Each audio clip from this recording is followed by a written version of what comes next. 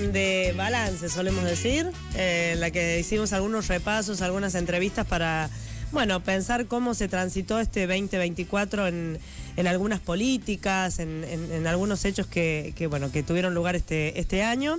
Y queríamos hablar, nos parece por supuesto importante saber qué pasa con las políticas públicas relacionadas con los derechos sexuales y reproductivos, ¿no? Sí, que de hecho lo hemos tocado en varios momentos a lo largo de este año, sobre todo por los ataques y los retrocesos que han tenido puntualmente estas políticas desde el comienzo del gobierno de Javier Milei, ¿no? Que a pesar de mostrar en muchos casos estos programas buenos resultados, no han sido apoyados por lo menos a nivel nacional. Sí, ¿qué pasa en nuestra provincia? Es un poco la idea, conocer qué vino pasando durante este 2024 complejo en La Rioja.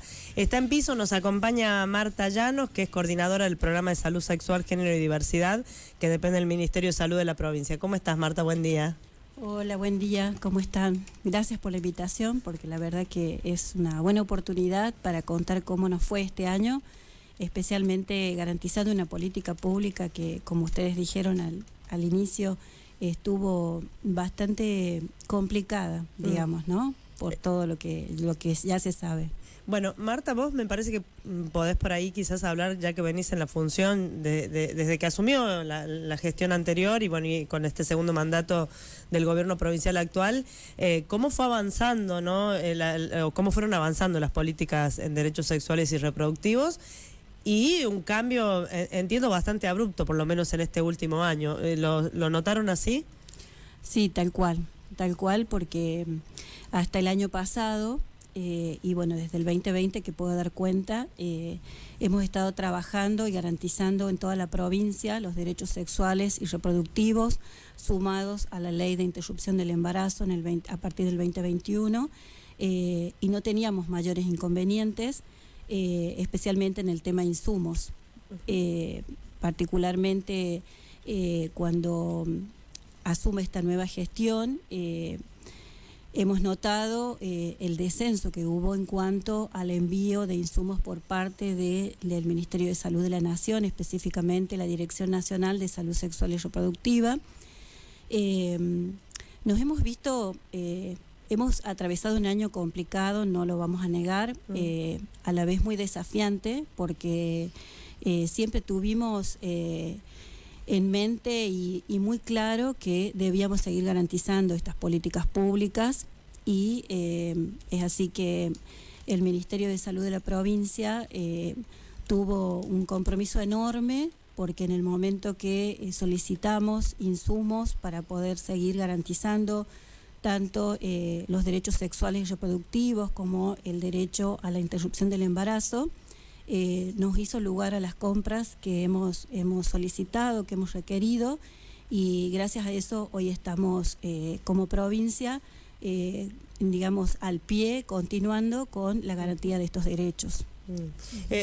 Marta, para que se entienda, ¿no? Por ahí vos hablas de insumos, ¿no? Quizás la gente no tiene tan identificado qué significa, ¿no? Que el Estado pueda garantizar métodos anticonceptivos en los centros de salud. Digo, cuando hablamos de insumos estamos hablando de todo lo que sostienen las políticas públicas de los derechos sexuales, ¿no? Exactamente, cuando hablamos de insumos nos referimos a la canasta de métodos anticonceptivos, que, haciendo un poco de historia, son insumos que surgen a partir de la sanción de la ley 25.673 de salud sexual y reproductiva en el año 2002, que fue una ley que, dicho sea de paso, es importante reconocer que fue una ley de vanguardia en cuanto a perspectiva de género, por el hecho de que esta ley le da la posibilidad. En ese momento solamente se hablaba de mujeres, quizás era muy binaria la mirada, hoy actualmente hablamos de diversidades también, de que pueda tomar sus propias decisiones, hacer uso de su autonomía para el cuidado de su sexualidad o para el ejercicio de los derechos sexuales y reproductivos.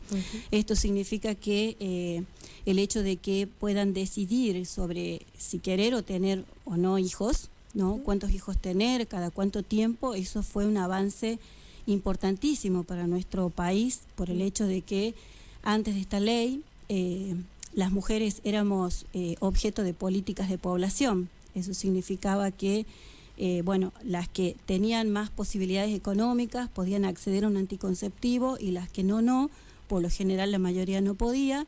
Entonces no había posibilidad de poder controlar esto de, es decir, la maternidad asociada a la planificación familiar y la maternidad como un mandato para las mujeres, ¿no?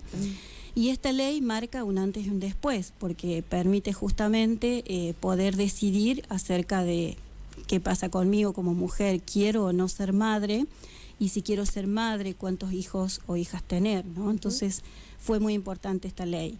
Y esta ley es la que da la posibilidad de poner al alcance de toda la población. Uno de los objetivos de la ley es elevar el nivel de la salud sexual a toda la población, de poder acceder en forma gratuita a métodos anticonceptivos de corta y de larga duración. Cuando decimos corta duración, lo voy a explicar porque ya me pasó en otra entrevista que me preguntaban cuáles eran los de corta duración. Son los métodos de uso mensual, ¿no? Por ejemplo, los anticonceptivos orales, los inyectables, digamos, ¿no? Exacto, las pastillas, los comprimidos. También los inyectables, que hay inyectables mensuales, trimestrales, estos digamos como insumos que se distribuyen gratuitamente a través de la canasta de métodos anticonceptivos. Hay otros anticonceptivos, pero estos serían los que se distribuyen desde el Ministerio en forma gratuita. Y en cuanto a los métodos de larga duración, tenemos el implante subdérmico de una varilla, de 2 varillas, que son conocidos como chip, comúnmente le llaman chip. Y también tenemos el DIU, tenemos el SIU, que son métodos que de larga duración porque pueden, digamos, a partir de 3 años, 5, 10 años, es la duración que tienen estos métodos anticonceptivos, que nos dan la posibilidad de no preocuparnos mensualmente por el cuidado, ¿no? Obviamente ninguno de ellos protege contra las ITS, contra las infecciones de transmisión sexual, excepto el preservativo peneano y el preservativo vaginal, que este último es el que empezamos a distribuir el año pasado en la provincia y que bueno, tampoco nos continuaron enviando este año, así que bueno. O sea, hoy, Marta, hay una baja concreta en los insumos que se distribuyen en Capital y en el interior. Sí, hay una baja, pero no ha... es decir, hemos continuado garantizando igualmente con la compra que pueda hacer la provincia. O sea, no se envían desde Nación. Desde Nación. Nación ha disminuido, no digamos que no se envía, porque sí se envía, pero en mínimas cantidades, excepto algunos anticonceptivos. Hay un anticonceptivo oral que, por ejemplo, no lo está enviando más, el Gestodeno. Tampoco nos envía test de embarazos y nunca envió este gobierno la medicación para la interrupción del embarazo. Claro. Que en definitiva es gente que ha quedado sin que esos anticonceptivos quizás el año pasado o en otro momento sí tenían su salida, sí eran utilizados. Exacto. Nosotros como provincia, voy a aclarar algo también, que al final del año pasado, la gestión anterior, la estrategia que implementó, porque ya se avisoraba que podía pasar una situación como esta, fue fortalecer a los depósitos provinciales de salud sexual con todos los insumos disponibles en Nación. Entonces, en el mes de diciembre del año pasado, hemos recibido un stock importante por parte de Nación, todas las provincias, y eso nos ha permitido estar más o menos acorde a las necesidades hasta más o menos el mes de, habrá sido mayo, junio, y ahí empezamos a sentir la ausencia o la falta, porque Nación continúa enviando, pero en menores cantidades. Claro. Y lo que ya no nos envía tampoco es los preservativos, así que es la provincia la que se está haciendo cargo de la compra de preservativos. Bien. No solo el programa abarca los insumos, Marta, o sí, me refiero a la información, ¿no? Que también es muy importante, información, capacitación, charlas en escuelas. Esto también, bueno, preguntarte el impacto que han tenido con estos cambios en las políticas puntualmente. Bueno, eso ha continuado, serían las acciones de promoción. Las acciones de promoción se continúan haciendo. Además, es importante traer a colación que el Ministerio de Salud está implementando el Plan Provincial de Salud, que consta de 8 objetivos sanitarios, entre ellos el 4 es el que corresponde a salud sexual, pero a su vez esta temática es transversal a los demás objetivos. Por ejemplo, cuando hablamos de la reducción de la mortalidad materno-infantil, o cuando hablamos de la salud de adolescentes, o cuando hablamos de la prevención de enfermedades transmisibles, las ITS, en todas ellas está la salud sexual. O sea que hemos estado trabajando muchísimo en el primer nivel de atención, justamente para mejorar, digamos, la calidad de la atención de los equipos de salud en todas las temáticas que les compete, y específicamente ha sido, digamos, un trabajo arduo para dejar en claro cuáles son las responsabilidades que tienen los equipos de salud en cuanto a la garantía de las políticas públicas, específicamente en cuanto a derechos sexuales y reproductivos y la interrupción del embarazo. Obviamente son todas las áreas del ministerio, no es solamente el área de salud sexual, sino todas las áreas trabajando en forma conjunta con los centros de salud y los hospitales. Claro. ¿Qué impacto nosotros lo charlamos acá puntualmente a la temática, y hemos abordado en su momento el impacto de la pérdida del plan ENIA? ¿Qué impacto ha tenido esto, según lo que ustedes pueden ir viendo en el campo, ¿no? Bueno, el plan ENIA tenía una estructura que era muy buena, porque era una estructura intersectorial, en donde había 2 dispositivos desde el área de salud. Uno de ellos corresponde al área de salud sexual, el otro corresponde a la coordinación de adolescencia. A través de ese dispositivo de adolescencia se hacía asesorías en las escuelas, con la idea de poder brindar información a adolescentes en sus colegios, y a su vez acercarlos a salud, ¿no? Y por otro lado estaba el dispositivo que dependía de educación, que era el dispositivo de ESI, Educación Sexual Integral, que trabajaba fuertemente con los docentes más que todo. Y luego estaba el dispositivo de base comunitaria, que dependía del Ministerio de Desarrollo Social. Entonces, uno, en la medida que va transitando por los colegios, va constatando que los adolescentes siguen necesitando estos espacios. Son espacios que eran muy, digamos, demandados por ellos, por ellas, por el hecho de que era una oportunidad para poder hablar en profundidad acerca de, no hablamos solamente de la salud sexual, sino de la salud en general.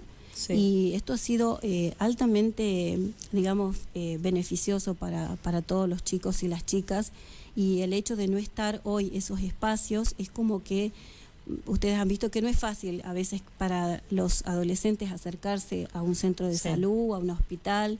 Entonces, estas asesorías hacían como una especie de puente para facilitar la llegada. Claro. Entonces, eso los chicos lo demandan, lo siguen pidiendo, ¿no? Sí, supongo que obviamente les habrá llegado a ustedes eso que contás, Marta. A mí me pasaba, el programa ENIA de embarazo no intencional en adolescentes estaba en 3 departamentos aquí, ¿no? En la provincia, y me tocó escuchar a docentes, a directivos de escuelas, por ejemplo de Chepes, que era uno de los departamentos, decir, es increíble cómo los estudiantes, y ahora lo notamos ante la ausencia, cómo lo siguen demandando. Exacto. Y sobre todo, Marta, digamos, preguntarte si estas consultas habituales les llegan, ¿no?, de las escuelas, y pensar que si uno ve el impacto que tuvo en la reducción del embarazo adolescente no intencional, está clara que era una política pública que funcionó. Exacto, sí, tal cual, porque nuestra provincia formó parte de las 12 provincias donde se implementó el plan, y sin duda este trabajo mancomunado, intersectorial, permitió llegar a la mayoría de los y de las adolescentes, porque se trabajaba con adolescentes que estaban en el sistema educativo y los que estaban fuera del sistema educativo, que más que todo lo hacía el dispositivo de base comunitaria, que dependía de desarrollo social, y esto daba la posibilidad de poder llegar a los adolescentes con muchísimas herramientas, con muchísima información, para que ellos se pudieran cuidar, para cuidarse a sí mismos, cuidar al otro, a los otros, para hacer prevención no tan solo del embarazo, sino también de abusos sexuales. Sí. Se trabajaba violencia de género, también se trabajó interrupción del embarazo, o sea, era un programa que realmente el hecho de que hoy no esté, se lo siente, se lo extraña y es muy importante poder de alguna manera volver a implementarlo. Dicho sea de paso, en la provincia se está trabajando al respecto, tanto desde salud como educación, se están en este momento diagramando proyectos con la idea de poder lograr que nuevamente se implemente en la provincia el plan. Pero bueno, es un poco costoso por el hecho de que recursos humanos principalmente, ¿no? Porque implicaría tener que tener gente específica para este plan. Claro, tenía 40 sí, 40 profesionales conformaban el plan que se aplicó como vos dijiste, en Rosario Vera Peñalosa, en Chilecito y acá en Capital. ¿Sí? Marta, preguntarte también, decías vos recién que uno de los insumos que sí el gobierno nacional decidió prácticamente de manera deliberada no enviar es lo referido a interrupción voluntaria del embarazo. Y ahí, bueno, por supuesto, uno no puede dejar de pensar que puede haber una cuestión ideológica detrás y escuchamos, digamos, las posturas que vienen planteando las autoridades nacionales, desde el presidente Javier Milei para abajo. Digo, hay una cuestión de querer detener, quizás desde lo ideológico, en algo que ya se había conseguido. Me consta que en La Rioja por lo menos estaba funcionando un circuito donde muchos centros de salud ya podían garantizar la práctica. Bueno, pareciera que hay una intención deliberada de un retroceso de una ley que además ampliamente debatida. Exacto, exacto. Si bien las leyes ustedes han visto que no se derogaron, estas leyes, ni la de ley de IVE, ni la ley de salud sexual, sin embargo, donde se siente, digamos, este cuello de botella en la ausencia de insumos o en la disminución. En salud sexual la disminución y en IVE, ILE, la ausencia directamente. Igualmente, digamos que está el compromiso de la provincia de poder seguir comprando estos insumos, la segunda vez que nos compran.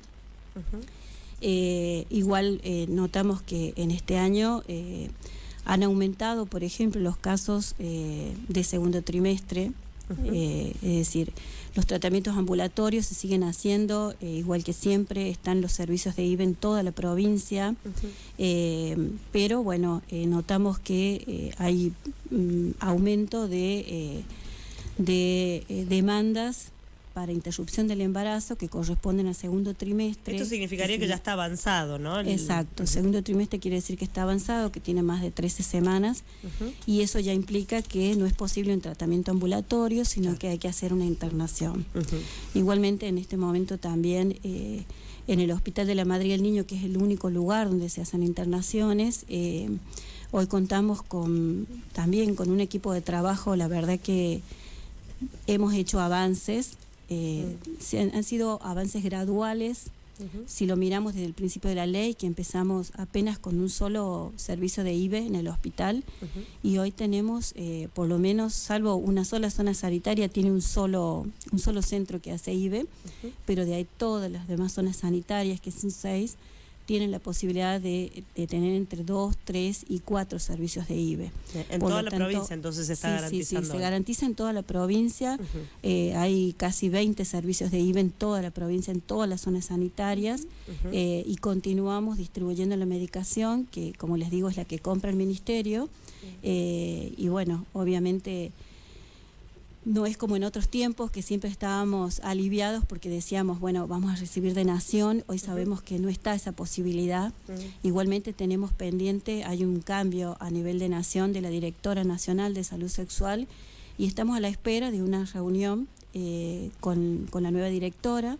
Lo que nos han pedido es que hagamos una prioridad de temas a trabajar, y obviamente las provincias que mantenemos contacto entre nosotras, hemos priorizado el tema de insumos, que es lo que más nos preocupa y bueno, lo que más se siente, ¿no? Claro, seguro. Ese crecimiento, perdón, May, para cerrar ese tema de IVE, ¿fue notándose año a año desde que se sancionó la ley aquí en La Rioja? Sí, por la demanda supuesto. Me refiero, ¿no? La demanda, sí, sigue habiendo demanda. Igualmente, digamos, acá en Capital se atiende el 80% de la demanda que tenemos, se concentra más que todo en Capital. Y de ahí en segundo lugar estaría la zona de Chilecito y luego Chamical. Sería si tuviésemos que hacer una escala en cuanto a demandas, esa sería, ¿no?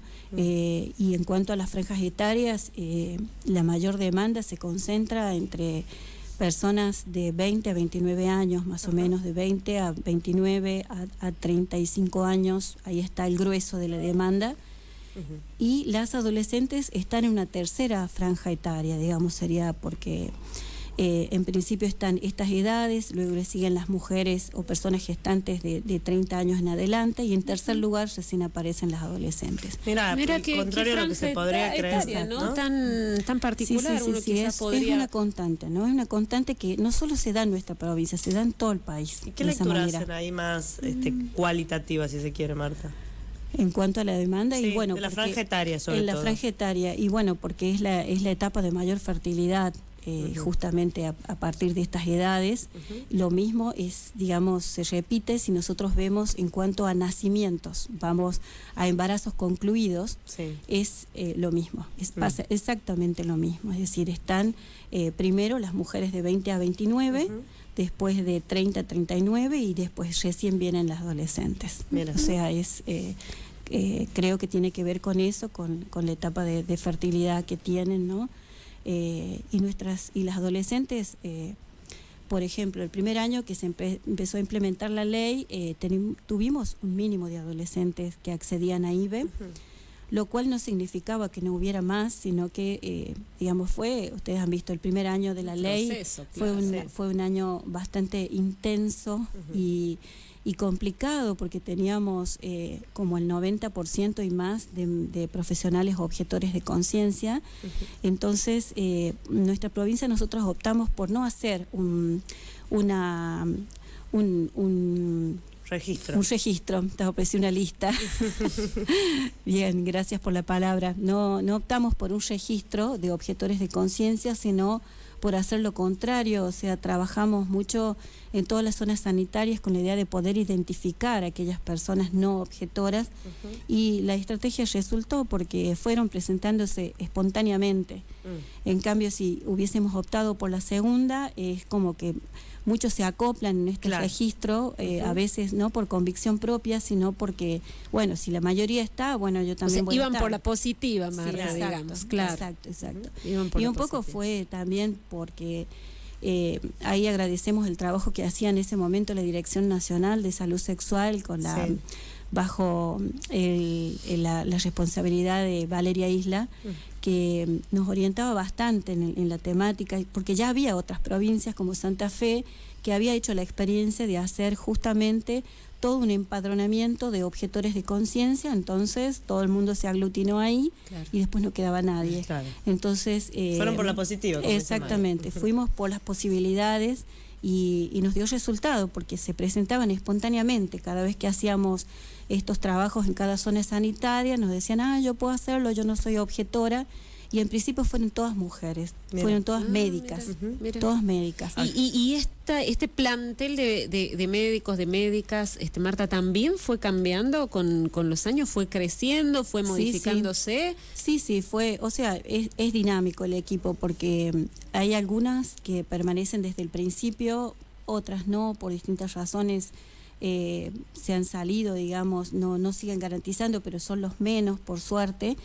Y bueno, hay distintas situaciones, desde tener una médica que decidió hacer su residencia y obviamente ya no puede seguir trabajando en un centro de salud, y ahí con esa médica que garantizaba en 2 lugares perdimos dos servicios de IBE, eso en el interior, ¿no? Acá en Capital solamente 1, y por suerte se van sumando otros centros. Entonces hoy tenemos 6 centros en Capital, más el hospital son 7, más Sanagasta, que también garantiza.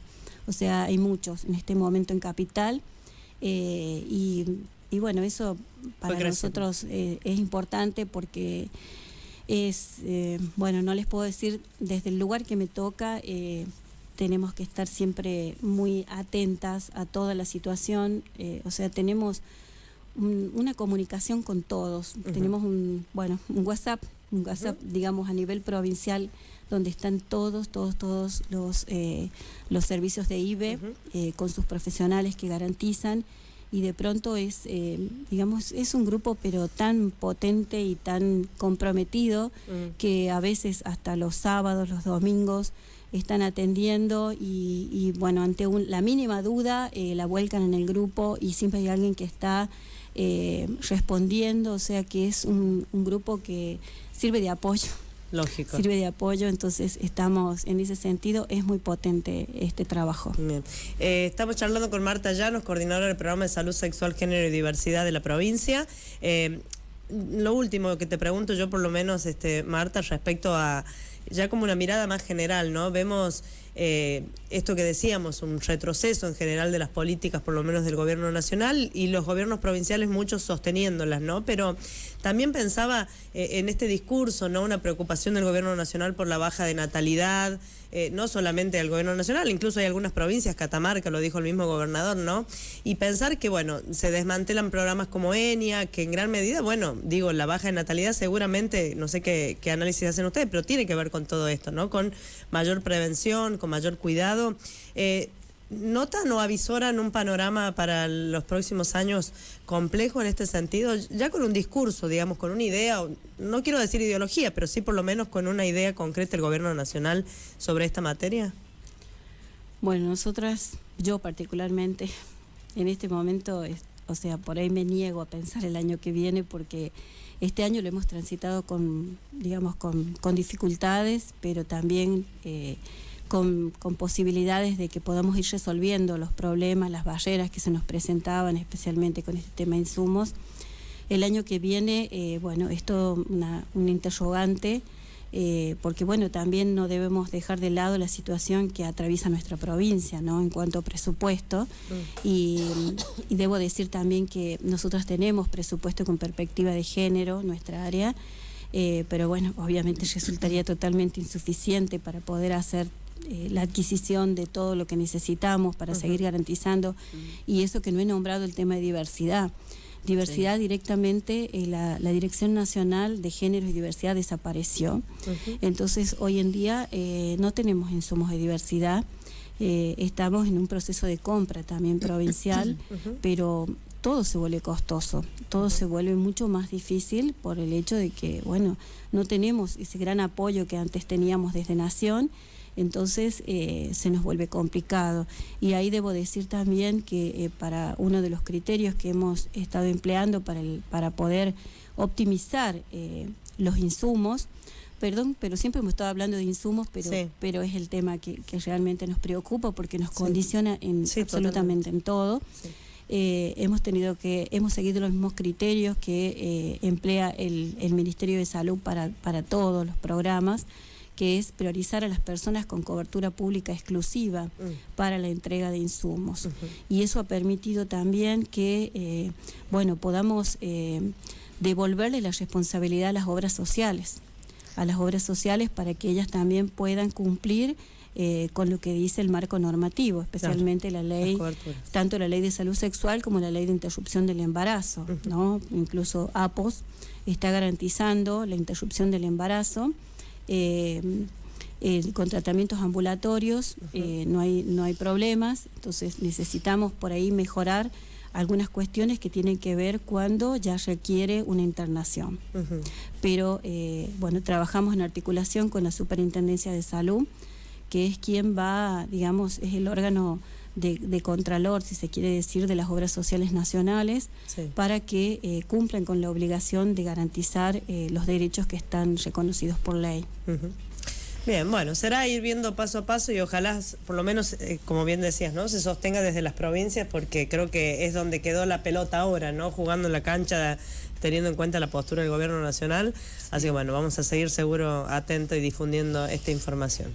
Marta Llanos, muchas gracias por llegarte hasta acá y por estos minutitos con nosotras. No, gracias a ustedes, gracias por, como les decía al principio, porque es una gran oportunidad para dar a conocer qué es lo que pasó realmente este año con la salud sexual, y bueno, cómo vamos a seguir de aquí en adelante. Por supuesto vamos a seguir apostando a garantizar derechos, y bueno, iremos viendo qué panorama tenemos para el próximo año para para continuar, pero bueno, nuestra idea es seguir firmes en nuestra tarea. Así que gracias a ustedes. Gracias, Marta. Muchas gracias. El pasado ya fue. El futuro, anda a saber. Hoy es mejor. Por la 91.1, en vivo